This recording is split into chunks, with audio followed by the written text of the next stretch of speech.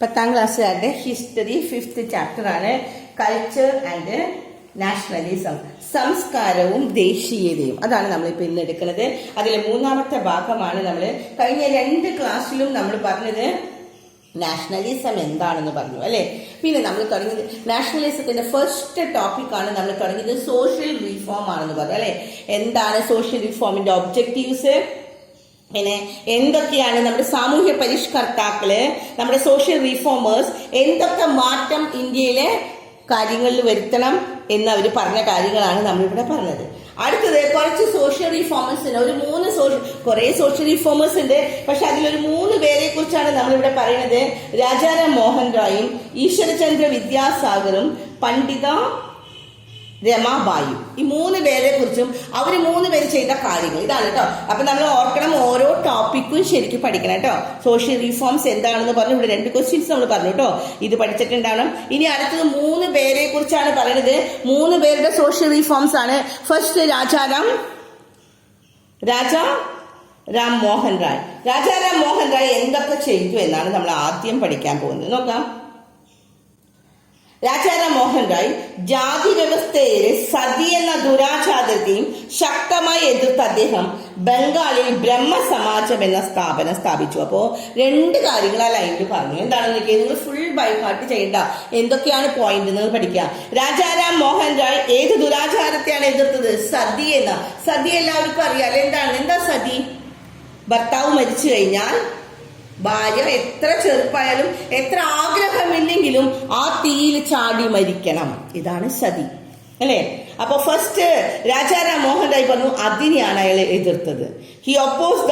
Rajaram Mohan Rai opposed the caste system and sati social evil prevailing in Indian society and സ്ഥാപിച്ചു Brahmo Samaj in Bengal. First line എല്ലാവർക്കും കിട്ടിയല്ലേ.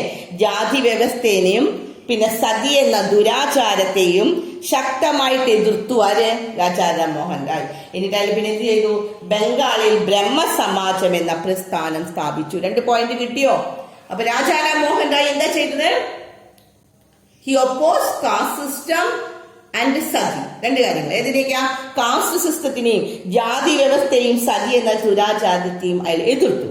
പിന്നെ അയാൾ ചെയ്തത് എന്താണ്? He establish Brahmo Samaj. ഓരോന്നും ലൈൻ വരച്ച് പഠിക്കുക കേട്ടോ. എന്തൊക്കെയാണ് രാജാറാം മോഹൻ റായ് ചെയ്തത്? ഏതാ 2 കാര്യങ്ങൾ എതിർത്തത്? കാസ്റ്റ് സിസ്റ്റത്തിനെയും ആൻഡ് സതി അല്ലെ, ജാതി വ്യവസ്ഥയും സതി എന്ന ദുരാചാരത്തെയും. പിന്നെ അയാൾ സ്ഥാപിച്ച സ്ഥാപനമാണ് ബ്രഹ്മസമാജ്. അതെവിടെയാണ്? ഇൻ ബംഗാളില്. കിട്ടിയില്ലേ? പിന്നെ ഇനി അടുത്ത ലൈൻ ഇത് പഠിച്ചാൽ മതി. എന്താണ്? ഒരൊറ്റ ഇന്ത്യൻ സമൂഹം എന്ന ആശയം പ്രചരിപ്പിക്കാനാണ് അദ്ദേഹം ശ്രമിച്ചത്. അദ്ദേഹം എന്തിനാണ് ശ്രമിച്ചത്? ഒരൊറ്റ ഇന്ത്യൻ സമൂഹം എന്ന ആശയം. അടയാളപ്പെടുത്തിട്ടോ ഈ ലൈൻ. ഒരൊറ്റ ഇന്ത്യൻ സമൂഹം എന്ന ആശയം. He propagated the idea of unified Indian society. എന്താണ്? He propagate the idea of unified Indian society. അത്ര വരെ മതി, ബാക്കി സെന്റൻസ് വേണ്ട കേട്ടോ. നിങ്ങൾ ഇത്ര പഠിച്ചാൽ മതി. He propagate the idea of uniformed Indian society. ഇനി അടുത്ത് ഇവിടെയാണ് പഠിക്കേണ്ടത്.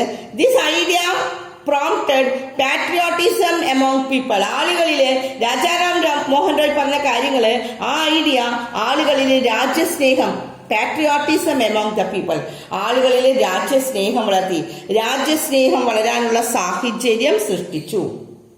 ഇനി അങ്ങനെ രാഷ്ട്രത്തിന്റെ ഐക്യത്തിനും സാമൂഹ്യ പരിഷ്കരണത്തിനും ലക്ഷ്യമായി മാറി. ഇനി 2ാമത്തെ സ്ത്രീകളുടെ പദവി. പിന്നെ ഒരു കാര്യം കൂടി ചെയ്താല്, സ്ത്രീകളുടെ പദവി ഉയർത്തുന്നതിന് അവർക്ക് സ്വത്തിന്മേൽ അവകാശം നൽകി. സ്ത്രീകൾക്ക്, പുരുഷന്മാർക്ക്, മക്കളിലെ ആൺമക്കൾക്ക് മാത്രം സ്വത്തിന് അവകാശം പോരാ, പെൺകുട്ടികൾക്കും അവകാശം വേണം, സ്ത്രീകൾക്കും അവകാശം വേണം എന്ന് പറഞ്ഞ് അപ്പൊ സ്ത്രീകളുടെ പദവി അങ്ങനെ ഉയർത്തിയെന്ന്. അത്രയാണ് രാജാറാം മോഹൻ റായിനെ കുറിച്ച് പറഞ്ഞിട്ടുള്ളൂ. അപ്പൊ to improve the status of the woman, സ്ത്രീകളുടെ സ്റ്റാറ്റസ് വർദ്ധിപ്പിക്കാൻ he advocated for the right of woman to own property. Own ചെയ്യാൻ, പ്രോപ്പർട്ടി, സ്വത്ത് അവകാശപ്പെടാൻ, അവർക്ക് അവകാശം കൊടുക്കണമെന്ന്. കാരണം അവരുടെ സ്ഥാനം, അവരുടെ പൊസിഷൻ, അവരുടെ പദവി വർദ്ധിപ്പിക്കാൻ വേണ്ടി. അപ്പൊ രാജാറാം മോഹൻ റായ് ചെയ്ത കാര്യങ്ങൾ ഒന്നും കൂടി ഒന്ന് പറഞ്ഞു നോക്കിയാൽ എന്തൊക്കെയാണ്? ഫസ്റ്റ് വൺ എന്താ പറഞ്ഞത്? He oppose caste system and sati അല്ലെ.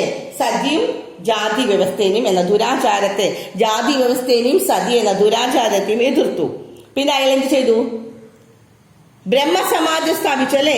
ഈ എസ്റ്റാബ്ലിഷ് ബ്രഹ്മസമാജ് ഇൻ ബംഗാൾ, ബംഗാളിലെ ബ്രഹ്മസമാജ് സ്ഥാപിച്ചു. പിന്നെ അടുത്തത് he propagated the idea of unified Indian society. ഞാൻ വീണ്ടും വീണ്ടും ഇത് പറയുന്നത് അടയാളപ്പെടുത്താൻ നമ്പറിട്ട് ശരിക്കും പഠിച്ചാൽ മതിട്ടോ രാജാറാം മോഹൻ റോയ് എന്ത് ചെയ്തു എന്ന്. He propagated the idea of unified Indian society, ഒരൊറ്റ ഇന്ത്യൻ സമൂഹം എന്ന ആശയം പ്രചരിപ്പിക്കാനായിട്ട് ശ്രമിച്ചു.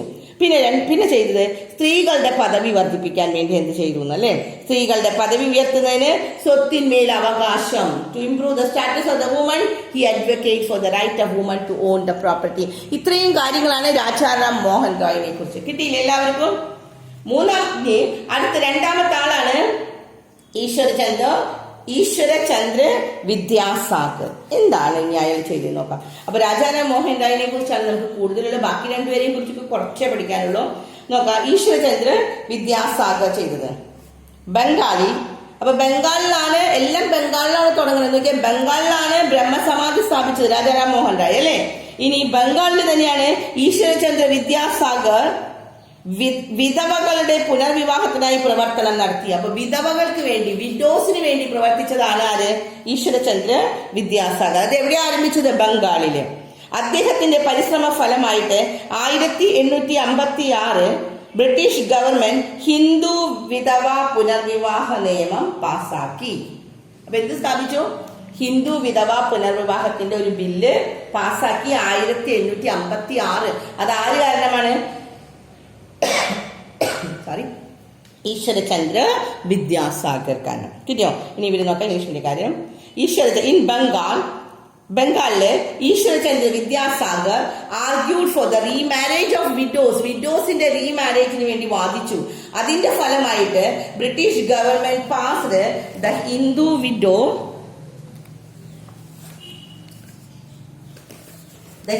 Widow remarriage act in 1856. 1856 Hindu widow remarriage എന്ന ആ ആക്ട്, ആ ബില്ല് പാസ്സാക്കി എന്ന്. He establish education institution for woman education, സ്ത്രീകൾക്ക് വിദ്യാഭ്യാസത്തിന് വേണ്ടി എഡ്യൂക്കേഷണൽ ഇൻസ്റ്റിറ്റ്യൂഷൻസ് അയാൾ സ്ഥാപിച്ചു എന്ന്.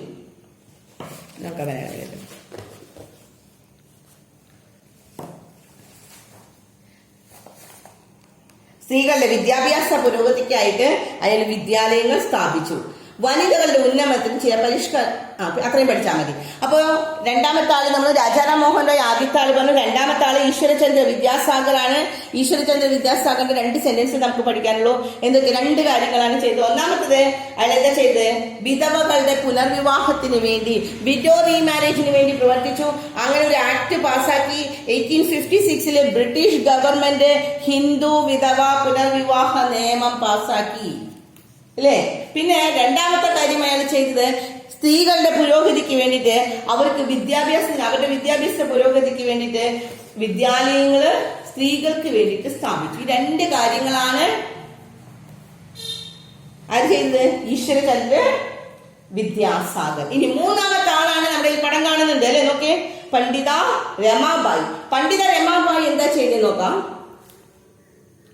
വിധവകൾക്ക് വിദ്യാഭ്യാസം നൽകുന്നതിന്, വിധവകൾക്ക് വേണ്ടി തന്നെയാണ് പണ്ഡിത രമാബായി ചെയ്തത് കേട്ടോ. വിധവകൾക്ക് വിദ്യാഭ്യാസം നൽകുന്നതിനായി പണ്ഡിത രമാബായി ബോംബെയിൽ സ്ഥാപിച്ച ശാരദാ സദൻ, ഇത് ബോംബെയിലാണ് കേട്ടോ. രാജാറാം മോഹൻ റോയും ഈശ്വരചന്ദ്ര വിദ്യാസാഗറും ബംഗാളിലാണ്, ബോംബെയിലാണ് രമാബായി അല്ലെ.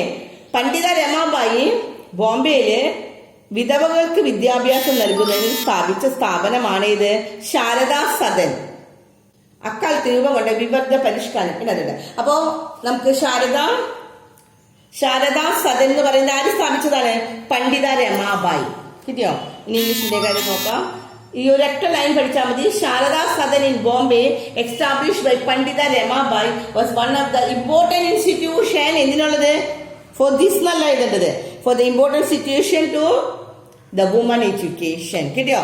അപ്പൊ വുമൺ എഡ്യൂക്കേഷന് വേണ്ടിയിട്ട് പണ്ഡിത് രമാബായി ശാരദാ സദൻ എന്ന സ്ഥാപനം ബോംബെയിൽ സ്ഥാപിച്ചു. അപ്പൊ 3 പേരെയും കുറിച്ച് നമ്മൾ ഇന്നത്തെ ക്ലാസ്സിൽ പഠിച്ചു കഴിഞ്ഞു.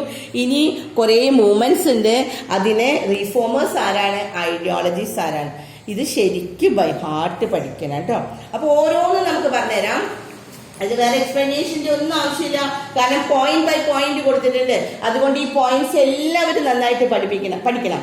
ആദ്യത്തെ മൂവ്മെന്റ് ആണ് പരിഷ്കാര പ്രസ്ഥാനങ്ങൾ എന്തൊക്കെയാണെന്ന്. രണ്ടാമത്തെ വരുന്നത് റീഫോമേഴ്സ്, ആ പരിഷ്കാരം നടത്തിയ ആളുകൾ, പരിഷ്കർത്താക്കൾ. ഇത് പരിഷ്കാര പ്രസ്ഥാന മൂവ്മെന്റ്, അത് പരിഷ്കാരങ്ങൾ നടപ്പിലാക്കിയ ആളുകള് പരിഷ്കർത്താക്കൾ, റീഫോമേഴ്സ്. ഇനി അവരുടെ ഐഡിയ. അപ്പൊ ഓരോന്നും ഒറ്റ ഇതിൽ ഇത് വലുതാക്കി കുറെ എഴുതാൻ പറ്റുന്നതാണ്, പക്ഷെ അവർ ശരിക്കും ഒരു ടേബിൾ പോലെ ഉണ്ടാക്കി ഓരോന്നിനെ കുറിച്ചും ഓരോ മൂവ്മെന്റ് അത് ആരാണ് ചെയ്തത്, അതിലെന്തൊക്കെയാണ് ഐഡിയാസ്. സുഖമായിട്ട് പഠിക്കാൻ എളുപ്പമാണ് കേട്ടോ. അപ്പൊ ഫസ്റ്റ് വൺ കുറേശ്ശെ ആയിട്ട് പഠിക്കാൻ നിങ്ങള്. ആര്യ സമാജ്. ആദ്യത്തത് ആര്യ സമാജമാണ്. അതിന്റെ പരിഷ്കർത്താവ്, റീഫോമർ ആരാണ്? സ്വാമി ദയാനന്ദ സരസ്വതി. കിട്ടിയില്ലേ? Arya സമാജിന്റെ Swami Dayananda സരസ്വതിയാണ്. He campaign against, ഇനി അയാളുടെ ഐഡിയോളജീസ് എന്തൊക്കെയാണ്, ആശയം, ഈ ആര്യ സമാജിൽ ഉണ്ടായ ആശയങ്ങൾ എന്താണ്? Campaign against idol worship and child marriage. എന്തിനൊക്കെ എതിരായിരുന്നു? ഈ ക്യാമ്പയിൻ ചെയ്യാൻ എതിർത്തു. എന്തിന്? ഐഡിയൽ വർഷിപ്പും ചൈൽഡ് മാരേജും. വിഗ്രഹാരാധന, എന്താണ്? വിഗ്രഹങ്ങളെ പൂജിക്കയില്ലേ, അതാണ് ഐഡിയൽസിനെ വർഷിപ്പ് ചെയ്യുന്നത്. അതുപോലെ തന്നെ ശൈശവ വിവാഹം, ചൈൽഡ് മാരേജിനെ എതിർത്തു. കിട്ടിയില്ലേ? അപ്പൊ ഫസ്റ്റ് ടോപ്പിക് എല്ലാവരും പഠിച്ചു കഴിഞ്ഞോ? ഇപ്പൊ തന്നെ പഠിച്ചു പോട്ടോ. ആര്യ സമാജ് പറയുമ്പോ തന്നെ പഠിക്കുക. ആര്യ സമാജ് ആരെഴുതിയതാണ്? ആരാണ് അതിന്റെ റീഫോമർ? ആരാണത് പരിഷ്കർത്താവ്? സ്വാമി ദയാനന്ദ സരസ്വതിയാണ്. ഇനി അതിലുള്ള ഐഡിയ എന്തായിരുന്നു? He campaign against the idol worship and child marriage. Child മാരേജും ഐഡിയൽ വർഷിപ്പിനെയും എതിർത്തു.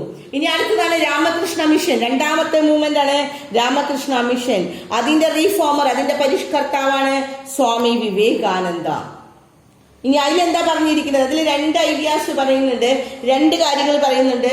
ഒന്ന്, oppose the caste system. Caste സിസ്റ്റത്തിനെ ഒപ്പോസ് ചെയ്തു. ആൻഡ് ദ സോഷ്യൽ ഈവൽ, ജാതി വ്യവസ്ഥയും അനാചാരങ്ങളെയും ഒക്കെ എതിർത്തു എന്ന്. അടുത്തത്, propagate the concept of liberty, equality, freedom of thought. ഏതൊക്കെ കൺസെപ്റ്റ് ആണ്? ലിബർട്ടിയും ഇക്വാലിറ്റിയും ആൻഡ് ഫ്രീഡം ഓഫ് തോട്ട്സും. സ്വാതന്ത്ര്യം, സമത്വം, സ്വതന്ത്ര ചിന്ത എന്നിവയെ പ്രോത്സാഹിപ്പിച്ചു. ഇതാണ് സ്വാമി വിവേകാനന്ദന്റെ രാമകൃഷ്ണ മിഷന്റെ രണ്ട് ലക്ഷ്യങ്ങള്, രണ്ട് ആശയങ്ങൾ അതിലുണ്ടായത്. അടുത്തത് അലിഗഡ് പ്രസ്ഥാനം. അലിഗഡ് പ്രസ്ഥാനം സർ സയ്യിദ് അഹമ്മദ് ഖാന്റെ അലിഗ്ര മൂവ്മെന്റ്. അലിഗ്ര മൂവ്മെന്റ് എന്ന് പറഞ്ഞാൽ സർ സയ്യിദ് അഹമ്മദ് ഖാൻ. എന്താണ് ഇനി അതിൽ പറഞ്ഞിരിക്കുന്നത് നോക്കാം. ഇന്ത്യയിലെ മുസ്ലിമുകളുടെ സാമൂഹ്യവും വിദ്യാഭ്യാസപരമായ പുരോഗതിക്ക് വേണ്ടിയിട്ട്. അപ്പൊ അലിഗഡ് പ്രസ്ഥാനം സർ സയ്യിദ് അഹമ്മദ് ഖാൻ എന്തിനു വേണ്ടിയിട്ടാണ്? മുസ്ലിമുകളുടെ സാമൂഹ്യ വിദ്യാഭ്യാസം കേട്ടോ, സാമൂഹ്യം വിദ്യാഭ്യാസ പുരോഗതിക്ക് വേണ്ടിയിട്ടാണെന്ന് നോക്കാം. Aligarh movement. Sir Syed Ahmed Khan advocate for the social and educational uplift of Indian Muslims. Indian മുസ്ലിംസിന്റെ സോഷ്യൽ ആൻഡ് എഡ്യൂക്കേഷണൽ അപ്ലിഫ്റ്റ്. ഇനി അടുത്ത ആളാണ്, അടുത്ത സ്ഥാപനമാണ്, മൂവ്മെന്റ് ആണ് പ്രാർത്ഥനാ സമാജ്. പ്രാർത്ഥനാ Samaj ആരുടെയാണ്? ആത്മരാം Pandurang.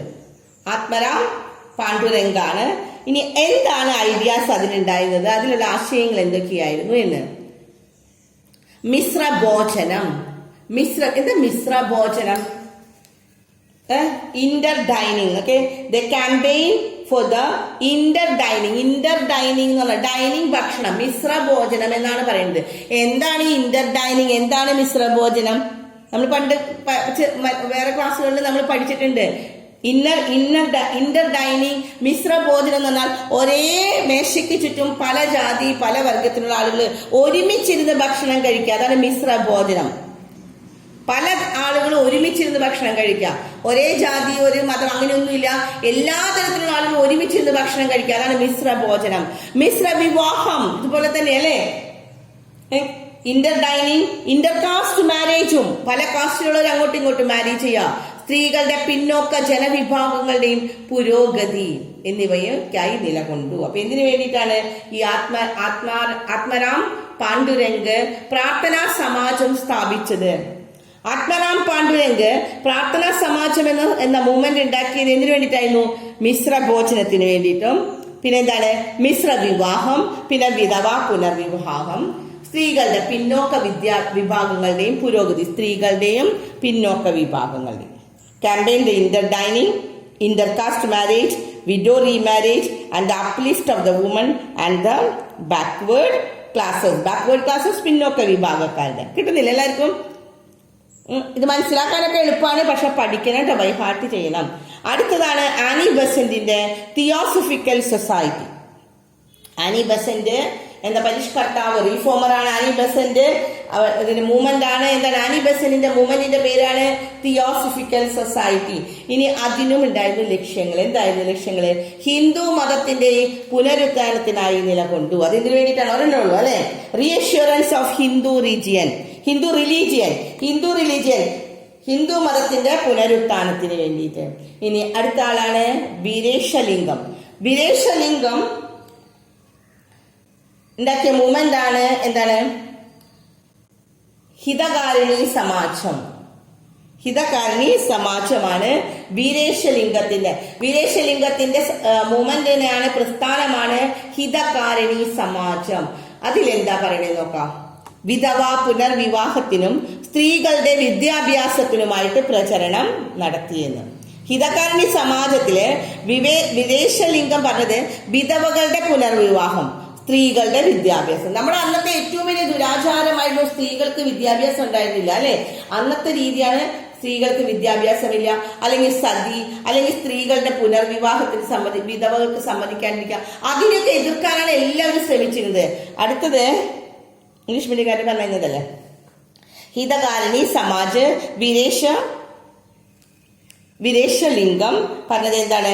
Campaign for the widow റീമാരേജും ആൻഡ് വുമൺ എഡ്യൂക്കേഷനും. വിഡോ റീമാരേജും വുമൺ എഡ്യൂക്കേഷനെ കുറിച്ചുമാണ് പറയുന്നത്. അടുത്ത ആളാണ് ജ്യോതിബ ഫുലെയുടെ സത്യശോധക് സമാജം. ഏതാ ഇത് പ്രസ്ഥാനം? സത്യശോധക് സമാജ് ബൈ ജ്യോതിബ ഫുലെ. ഇനി അതിൽ രണ്ട് കാര്യങ്ങൾ പറയുന്നുണ്ട് അല്ലെ. ഏതൊക്കെയാണ്? ഒന്നാമത്തത് ദുരാചാരങ്ങളെയും പുരോഹിത മേധാവിത്വത്തെയും എതിർത്തു. ഫസ്റ്റ് വൺ എന്താണ്?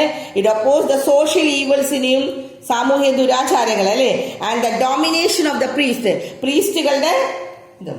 പിന്നത്തെ അടുത്തത് started the educational institution for the backward classes, പിന്നോക്ക വിഭാഗങ്ങൾക്കായിട്ട് വിദ്യാഭ്യാസ സ്ഥാപനങ്ങൾ. ഇനി അടുത്ത ആളാണ് ഇ വി രാമസ്വാമി നായ്ക്കർ. ഇതേതാണ്? സെൽഫ് റെസ്പെക്ട് മൂവ്മെന്റ്, സ്വാഭിമാന പ്രസ്ഥാനം.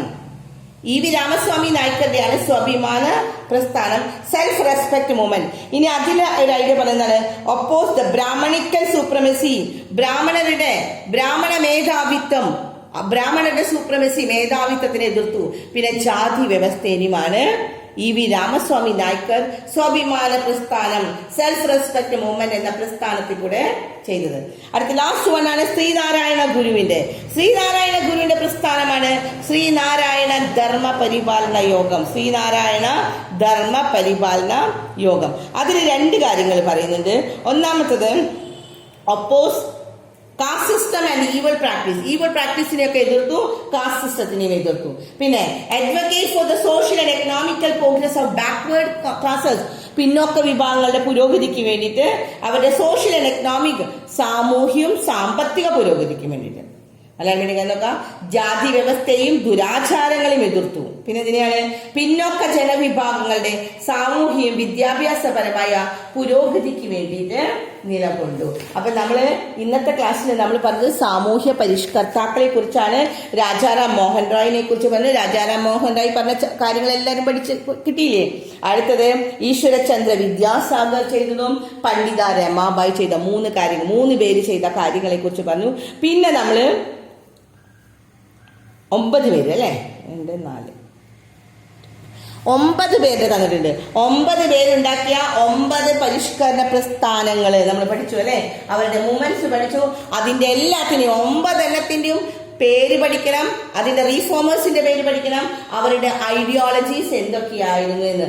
ആ ഓരോ മൂവ്മെന്റിലും അവരുടെ ആശയം എന്ത് ചെയ്യണം, അവരെന്ത് ചെയ്തു, ആ ആശയങ്ങളും നന്നായിട്ട് പഠിക്കാം. അപ്പൊ ഇന്ന് ഈ ഭരണപരിഷ്കാരം 9 പേരും പിന്നെ ഇവര് 3 പേര് കേട്ടോ, രാജാറാം മോഹൻ റായും ഈശ്വർ ചന്ദ്ര വിദ്യാസാഗറും പണ്ഡിത രമാബായി. ഇത്രയുമാണ് നമ്മൾ ഇന്ന് പറഞ്ഞിരിക്കുന്നത്. ഇതെല്ലാവരും നന്നായിട്ട് പഠിക്കുക. അടുത്ത ടോപ്പിക്ക് നമുക്ക് അടുത്ത ക്ലാസ്സിലെടുക്കാം.